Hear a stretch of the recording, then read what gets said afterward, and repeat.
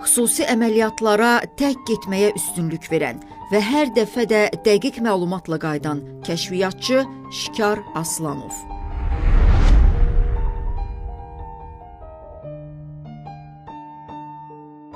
...1970-ci il iyun ayının 10-da Cəbrayıl rayonunun Süleymanlı kəndində anadan olan Şikar, orta məktəbi bitirdikdən sonra Sovet ordusu sıralarına hərbi xidmətə çağırılır və desant hərbi qüvvələrində xüsusilə seçilir.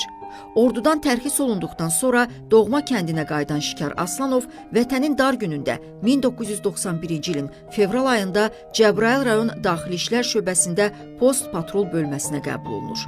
Erməni işğalçılarının vətənimizə basqını zamanı Şikar da silaha sarılaraq döyüşə yollanır və ən qaynar nöqtələrdə olur. Peşəkar atıcılıq qabiliyyəti ilə seçilən Şikar Aslanov döyüş yoldaşları ilə birgə düşmən hücumlarının qarşısını alır. Onun xüsusi qəhrəmanlığı sayəsində bir neçə yaşayış məntəqəsi və kənd azad edilir. Qəhrəman döyüşçü 1992-ci ilin iyun ayında Xocavənd rayonunun Sur kəndində piyadaların döyüş maşını ilə düşmənin bir neçə atəş nöqtəsini susturur. Döyüşlərdə göstərdiyi şücaətə görə bir neçə dəfə komandirləri tərəfindən fərqləndirilir. Kəşfiyyata tək getməyə üstünlük verən Şikar hər dəfə dəqiq məlumatla geri qayıdır. 1992-ci il iyul ayının 2-də Şayaq əməliyyatı zamanı snayper gülləsi Şikar Aslanovu başından ağır yaralayır.